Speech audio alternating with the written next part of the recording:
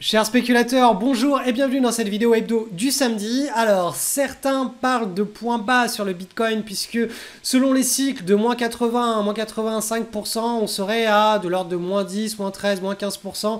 On serait à voilà, moins 15% du point le plus bas sur le cycle du Bitcoin et il faudrait rentrer all-in dessus. Donc, je vais vous expliquer avec un petit cas pratique, hein, on va faire le test ensemble, ce qu'il faut vraiment attendre avant de prendre position pour timer un cycle bas de marché.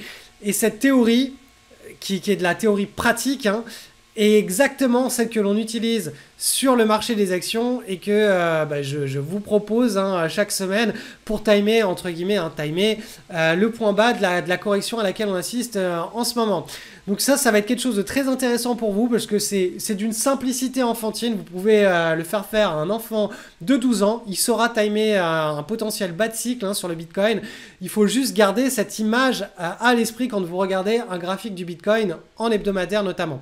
Donc il y a ça, on va aussi parler du scénario des marchés, donc notamment matières premières. On avait un signal de baisse la semaine dernière, donc je vous expliquais les deux potentiels scénario possible pour l'été. Donc soit on a un scénario de grand krach boursier sur les matières premières et le marché des actions, mais ça va dépendre d'un événement qu'on n'a absolument aucun contrôle. Ce serait un événement complètement inattendu, un signe noir sur les marchés, un cadavre qui sort du placard. Soit tout le marasme auquel on est en train d'assister actuellement, eh bien, on pourrait être sur une zone, sur les graphiques, on serait sur une zone basse. Donc là, il va falloir commencer à regarder les points d'inflexion. Donc le même type de point d'inflexion sur le Bitcoin, il va falloir essayer de le trouver sur le marché des actions et sur le marché obligataire. Donc on va regarder tout ça ensemble et vous allez voir, c'est très intéressant parce que si on est sur la zone basse, ça voudrait dire qu'au cours des quelques prochaines semaines, on aura peut-être un point d'inflexion qui va se mettre en place. Donc voilà, je vous explique comment raisonner, comment suivre le marché. Vous verrez, après vous serez autonome pour le faire par vous-même. Analyse du Bitcoin, donc sans surprise, une nouvelle semaine de baisse, puisque je vous le rappelle, on est dans une séquence de décharge, potentiellement moins 80, entre moins 80 et moins 90% depuis le plus haut. C'est les cycles habituels sur le Bitcoin. À chaque fois qu'on a un grand cycle haussier, on a un grand cycle baissier de l'ordre de moins 80, moins 90%. Donc là, on est vraiment dans quelque chose d'habituel.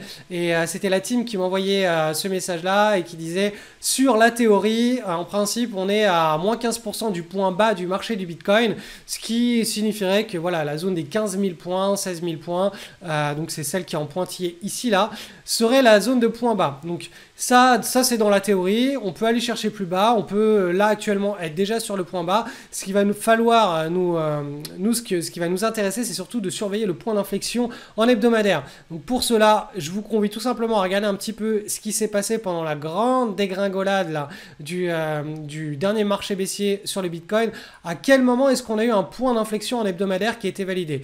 Je vous rappelle, alors c'est un petit cours, c'est le test. Un point d'inflexion, c'est quand on descend, on rebondit, on redescend, on rebondit et on casse. Je vous rappelle, ça c'est vraiment la base pour pouvoir se dire, ah, peut-être qu'on a un point bas qui se met en place. Il faut qu'on casse, qu'on casse par le haut en hebdomadaire.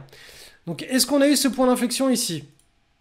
Donc, vous voyez, on a fait un premier creux, un deuxième creux, mais jamais on est venu casser par le haut. Ok.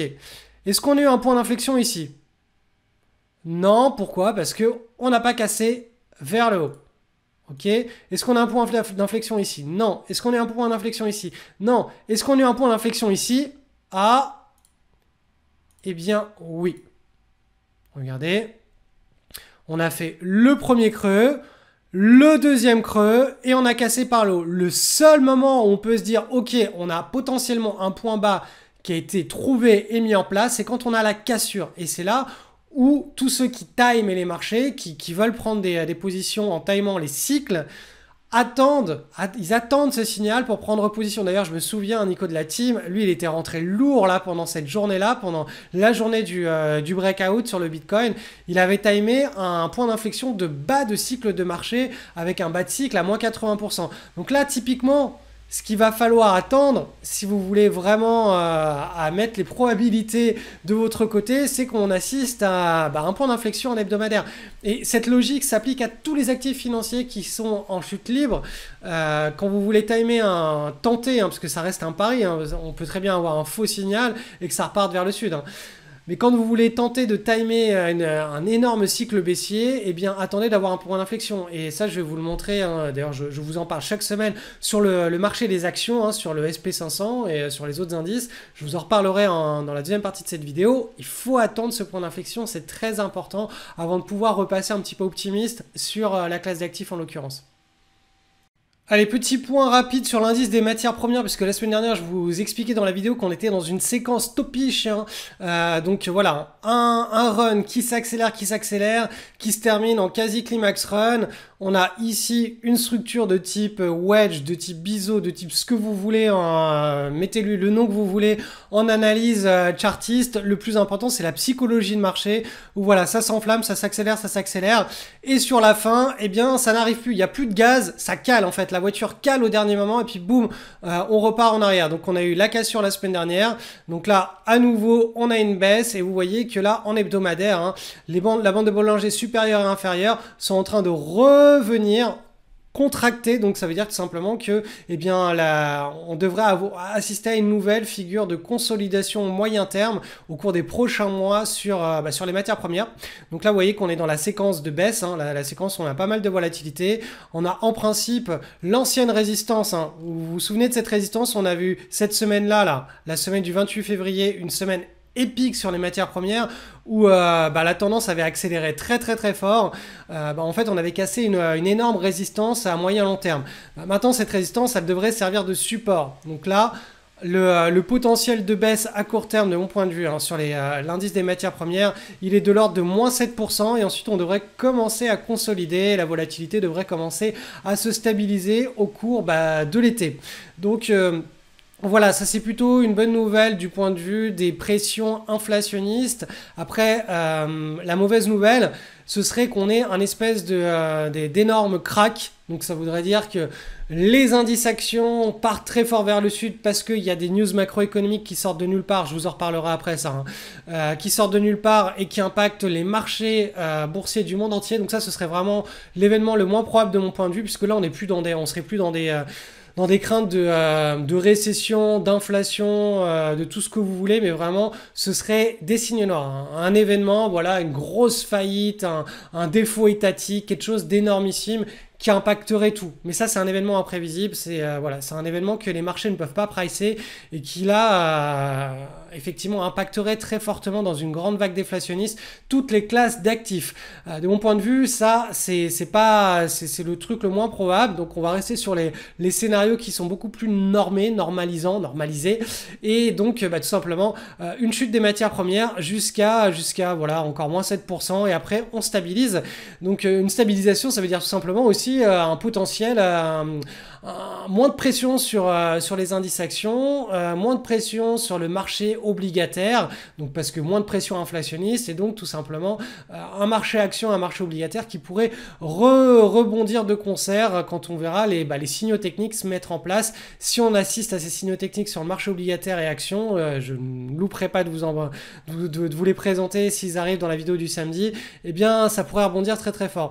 Donc voilà, ça c'est plutôt une bonne nouvelle, cette correction des marchés des matières premières, c'est plutôt quelque chose de positif tant qu'il n'y a pas une séquence de crack, tant qu'il n'y a pas des grosses faillites ou des choses énormissimes qui sortent des placards, des États, des entreprises ou des banques.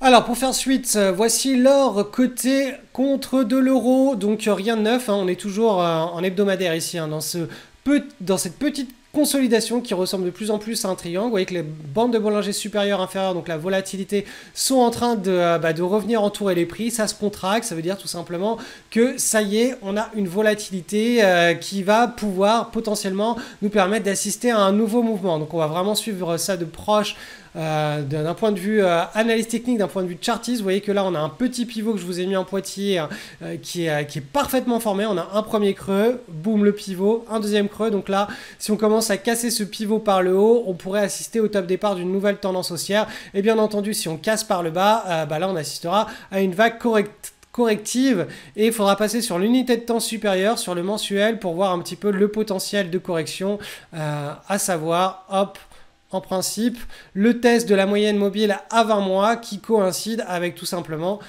voilà, l'ancienne résistance qui deviendrait un support. Donc ça, c'est le scénario où tout part vers le sud. Hein, et ça, c'est le scénario qui, en principe, vu qu'on est lancé dans une dynamique haussière, a moins de probabilité de se mettre en place. Mais la dynamique de fond, hein, même si on a cette correction qui revient tester le support moyen-long terme, on reste dans une dynamique de fond qui est haussière. Et le scénario, de mon point de vue, qui est le scénario logique, hein, voilà, de la continuation de la dynamique qui est en train de se mettre en place sur l'or et une cassure par le haut, continuation de la tendance, accélération, mise en place d'une nouvelle vague impultrice, j'ai du mal là, d'impulsion sur l'or coté en euros. Sur l'or coté en dollars, vu que je vous le rappelle, le dollar est très fort, on n'a pas de... toute cette dynamique n'est pas encore en place, on est toujours dans une grande latéralisation. Donc je vais vous mettre ça en mensuel pour que vous voyez bien l'histoire. Donc là, pour le moment, le scénario privilégié est celui d'un grand triangle chartiste qui aurait débuté en août 2020 et qui pourrait prendre fin d'ici l'été 2023. Donc là, on serait tout simplement sur la zone basse de ce triangle. Je vous rappelle aussi que la bande de Bollinger inférieure en mensuel, elle est à combien de pourcents?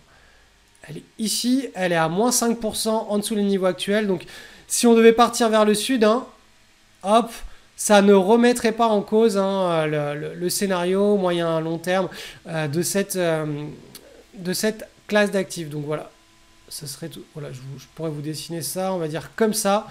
Donc dans les deux cas, soit on a une nouvelle petite baisse courant de l'été qui ne remet pas en cause cette grande figure, ce serait juste un réajustement comme ceci, soit tout simplement on assiste au rebond depuis les niveaux actuels et on continue toujours dans la même logique cette figure chartiste en mensuel. Donc en hebdomadaire, si on fait un zoom, on voit ici qu'on est on est en train de ranger là, donc affaire à suivre. Il n'y a rien de très intéressant sur leur côté en dollars. C'est du range, c'est de la volatilité, c'est des voilà, il n'y a pas de consensus de marché. Enfin, il y a un prix consensus qui est au milieu de cet énorme triangle et autour, c'est de la volatilité à court terme qui est notamment déclenchée soit par des news macroéconomiques, microéconomiques qui concernent l'or, des déclarations, des effets d'annonce ou tout simplement de la petite manipulation de marché. Donc il n'y a rien de très intéressant à aller analyser sur leur côté en dollars pour le moment. Analyse du SP500, donc ça y est, c'est officiel, le mois de juin est terminé. Donc on a bien cette séquence correctrice jusque la zone basse des bandes de Bollinger. Vous voyez, cette barre mensuelle, c'est le mois de juin. Et là, on attaque juillet. Donc je vous donne toujours, avant de faire l'analyse, l'image long terme du cycle qui est en principe celui d'une latéralisation et d'une compression de la volatilité. Donc là, on est censé être sur la zone maximale de volatilité. On est censé aussi être sur la zone de support. Il y a 2-3 semaines, on était dans une situation avec un potentiel crack boursier, c'est-à-dire une capitulation potentielle pour aller chercher le bas de la bande de Bollinger en mensuel, voire aller chercher beaucoup plus loin sur les excès. Et finalement, sur les 2 dernières semaines, on a réussi à temporiser la baisse. Donc là, pour le moment, sur l'image mensuelle, en tout cas, on est censé être pas trop loin des points bas de la correction de cycle moyen terme. Alors, comme on est toujours dans une baisse, la seule problématique qui pourrait se poser face à nous au courant de l'été et générer un vrai 2, 3, 4 séances de forte baisse, ce serait, comme je l'ai déjà dit, un cadavre qui sort du placard, du type une faillite, un Ponzi, quelque chose qui sort de nulle part. En général, c'est ça. Par exemple, quand on a eu les attentats du 11 septembre, il y avait beaucoup de secteurs qui n'étaient pas ancrés dans un marché baissier entre 2000 et 2001. 2001. Il y avait effectivement toutes les valeurs technologiques qui corrigeaient et qui étaient en marché baissier, mais il y avait plein d'autres valeurs, donc notamment tout ce qui était value investing, le type de valeur que affectionne Warren Buffett. Pendant ces 1 année et demie de bear market entre 2000 et 2001, les valeurs value, elles, étaient en bull market ou étaient en range market. Et c'est seulement quand il y a eu des attentats du 11 septembre que ça a précipité la baisse, qu'on a eu un crack et un bear market qui a atteint 100% des valeurs, ou en tout cas 95% des valeurs des actions. Exactement de la même manière, quand on a eu la faillite de Lehman Brothers, avant que cette dernière vague de baisse impacte toutes les bourses du monde entier, toutes les entreprises du monde entier, on avait de nombreux secteurs, donc des actions, qui elles tenaient bien et qui n'étaient pas en bear market, alors même que le SP500 baissait, il y avait plein de sous-secteurs qui eux ne baissaient pas. Donc c'est ça un petit peu la différence entre on sort les cadavres du placard et là il y a toutes les valeurs qui sont impactées et on est dans une correction des valeurs qui ont trop monté entre guillemets, qui ont été survalorisées, qui retrouvent une normalisation de leur valeur historique. Donc là, actuellement, on est dans ce type de cas de figure. Il y a plein de secteurs qui, eux, ne subissent pas la correction qu'on est en train à laquelle on est en train d'assister depuis plusieurs semaines, depuis plusieurs mois, depuis le début de l'année 2022. Il y a pas mal d'actions qui, notamment tout ce qui est value, ça subit rien. C'est stable, ça doit être à moins 5%. C'est de la volatilité classique et normale de marché boursier. Par contre, s'il y a des cadavres qui sortent pendant l'été, là, effectivement, on pourra assister à quelque chose qui ira beaucoup plus bas, notamment, voilà, en mensuel, on pourra aller assister à quelque chose qui ira beaucoup plus bas. Mais ça, c'est le scénario du pire, c'est le scénario, de mon point de vue, le moins probable, et de toute façon, on peut pas le timer, ce scénario, puisque voilà, c'est quelque chose, c'est un événement qui sort de nulle part et qui impacte très fortement la planète marché boursier. C'est pas des craintes de récession, des craintes d'inflation, tout ça a été pricé en principe par les marchés financiers, et dès qu'on va voir la volatilité, le point d'inflexion se mettre en place en hebdomadaire, eh bien on pourra se dire ok, ça a été pricé, c'est bon, on va latéraliser. Donc je vous rappelle que le point d'inflexion en hebdomadaire, pour le voir se mettre en place, vous voyez là on a une première vague de rebond au cours des 3 dernières semaines, donc 1, 2, 3 là, cette séquence de hausse, il faut tout simplement qu'on dessine un pivot, hop, qu'on aille rechercher un petit peu plus bas et qu'on casse ce pivot par le haut. Donc ça, c'est le scénario de rebond. Si ça doit se mettre en place à partir des niveaux actuels, il nous faut un pivot cassé à la hausse. Là, pour le moment, on a absolument 0 pivot cassé par le haut. Donc voilà, on a un déroulement de la séquence baissière qui devrait continuer. Là, je vous donne le scénario du rebond, du point bas. Là, on n'y est pas encore. On n'a pas enclenché la cassure du pivot. On n'a pas de point d'inflexion. Donc voilà, on arrive on est dans une zone de support en mensuel. Ça correspond à cet objectif. Vous voyez, cette épaule tête épaule ou ce point d'inflexion qui a été créé en hebdomadaire sur le SP500. On est sur la zone d'objectif que je vous avais mis en violet ici. On y est, donc on peut très bien revenir la travailler au cours des prochaines semaines. En tout cas, vous comprenez l'histoire. Pour qu'on redevienne un petit peu optimiste à court terme et à moyen terme, il nous faut un point d'inflexion qui soit créé en hebdomadaire, et on le verra d'ailleurs en journalier se créer. Donc si ça doit se mettre en place au cours des 3 prochaines semaines, vous voyez ici en journalier, on a le canal baissier, là, sur le SP500, donc la dynamique est à la baisse. Il faudrait que là, le pivot que je vous ai mis en noir, donc je vais d'ailleurs vous le mettre en gras, comme ça ce sera encore plus clair, voilà. Hop, il faut qu'on vienne le casser par le haut, donc on casse à la fois le canal baissier par le haut et qu'on casse ce pivot par le haut, et que vous voyez notamment ce gap baissier, ça peut être un faux signal. Si on casse tout par le haut, qu'on comble le gap et qu'on revient dans le canal baissier, ça sentirait le piège. Ça typiquement, si on commence à faire ça, boum, tout le monde va se dire ok, ça y est, c'est terminé. La baisse est terminée, finalement on comble le gap, on fait un petit excès et puis boum, on repart vers le bas. Donc là, il faudra être très très attentif à ce comblement de gap, au fait qu'on ne revienne pas en dessous du pivot. Donc bien entendu, là je parle si on est vraiment en train de créer le point d'inflexion. Donc voilà, ça c'est le scénario optimiste. Le scénario moins pessimiste, c'est tout simplement qu'on continue à descendre vers le sud dans ce canal baissier, et auquel cas, en hebdomadaire, vous voyez, on a d'autres... on n'a pas seulement ce support là, cette zone, on a un autre un autre qui est à moins 16%. Mais là, en l'occurrence, voilà, il nous faudrait vraiment des news qui impactent très fortement le marché au cours de l'été, ces fameux cadavres qui sortent des placards. Donc affaire à suivre, mais de mon point de vue, voilà, on n'a pas le point d'inflexion, mais on peut commencer à s'attendre à voir le point d'inflexion, donc affaire à suivre.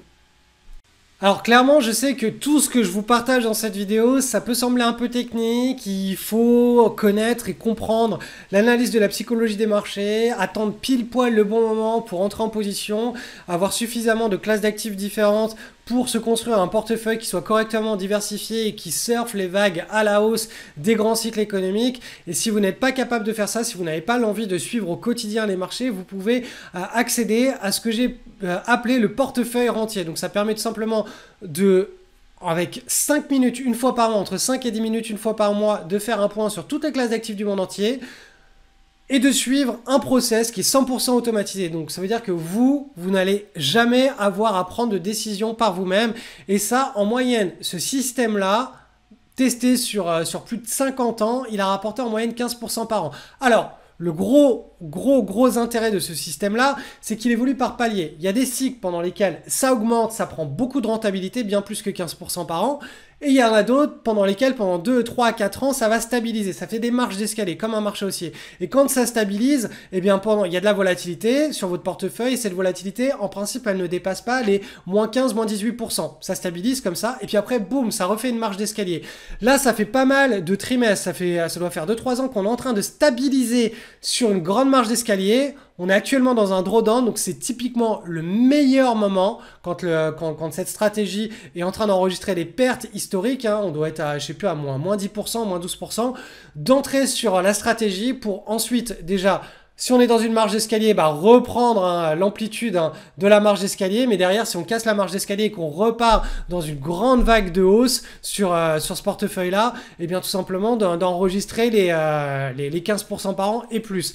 Quand on parle de 15% par an, c'est une moyenne historique. Quand on est en cycle inflationniste avec des taux d'intérêt qui sont bien plus élevés, la rentabilité globale du portefeuille sera bien plus élevée. Quand on est dans un cycle avec des taux d'intérêt qui sont au ras des pâquerettes à zéro ou même qui sont négatifs, eh bien non, c'est normal que le portefeuille enregistre bien moins de performance que les 15% par an. C'est une moyenne. Et puis pareil, autour de cette moyenne, il y a des cycles pendant lesquels ça booste et d'autres pendant lesquels ça stabilise. Actuellement, on est dans une stabilisation, on est sur le bas du range de la stabilisation. Donc, c'est un moment qui est absolument exceptionnel pour toutes ces stratégies de portefeuille diversifiés qui font du suivi de tendance. Donc je vous ai mis cette stratégie en description de cette vidéo, le lien est en description. Vous avez 4 vidéos qui vous expliquent la version gratuite de cette stratégie pour ceux qui veulent aller plus loin et prendre encore plus en termes de rentabilité et diminuer d'autant plus le nombre de transactions et donc de frais annuels. Et aussi assister, je vous partage tous les tips pour ne pas être fiscalisé pendant tout le processus de création de richesse de ce portefeuille. Et bien tout ça, je l'ai mis en place dans une grande formation qui s'appelle le portefeuille rentier. Je vous ai réouvert ce portefeuille rentier jusqu'à dimanche minuit, donc jusqu'à demain minuit. Donc si vous ne rejoignez pas le programme, au moins allez regarder ces 4 vidéos. Vous allez apprendre beaucoup de choses. Ça va vous permettre de passer des paliers dans votre vie financière. Ça vous permet de comprendre sur quoi il faut vraiment agir, à savoir la fiscalité, un portefeuille diversifié, suivre idéalement des tendances de moyen long terme avec un petit rendez-vous mensuel et puis voilà, pas chercher à faire tout le temps des paris avec beaucoup de leviers et pas chercher une rentabilité qui soit hors du commun, comprendre le fait que voilà, les performances, ça évolue par palier, hein. Quand vous voyez la performance depuis 1974, il y a des périodes pendant lesquelles ça bouge pas, des périodes d'impulsion, ensuite ça bouge pas. Vous voyez que là, pendant la période entre 1999 et 2001, même 1997 et 2001, le portefeuille n'a pas bougé. Là, pendant la période 2006 à 2009, le portefeuille n'a pas bougé. Et puis, boum, entre 2009 et 2011, il a pris une grosse vague de hausse. Puis après, entre 2011 et après, je vous ai mis les performances actualisées dans la formation. Mais voilà, donc il faut vraiment comprendre toute cette logique que ça ne monte pas la bourse ne monte pas comme une horloge. C'est pas un salaire quoi, qui vous est distribué chaque semaine, chaque mois. Il y a des cycles. Et l'idée, c'est vous, comment est-ce que vous êtes prêt à construire une routine pour exploiter ces cycles en ayant, en toute honnêteté, la conscience que ça ne va pas monter tout le temps, qu'il y aura des périodes pendant plusieurs trimestres pendant lesquelles ça va ranger, vous n'allez pas prendre, des points de rentabilité, et pendant d'autres périodes pendant lesquelles ça va booster très très fort, et que si on est dans un cycle inflationniste, vous allez enregistrer bien plus que la performance moyenne historique, et que si on est dans un cycle déflationniste ou avec des taux d'intérêt qui sont très bas, et actuellement à 2-3% de taux d'intérêt, on est dans des taux d'intérêt qui sont historiquement très bas, hein, vous n'allez pas faire du 15% par an. Donc voilà, ça il faut l'accepter, c'est la réalité des marchés financiers. Donc là bien sûr il y a le descriptif, la punchline marketing, mais tout ce que je suis en train de vous expliquer là, c'est la réalité derrière hein, de ce que vous allez devoir affronter sur vos portefeuilles boursiers. Donc si vous êtes prêts pour cette aventure, le portefeuille rentier est vraiment une pépite, et je vous invite tout simplement à au moins regarder la version gratuite de ce portefeuille là sur le lien en description.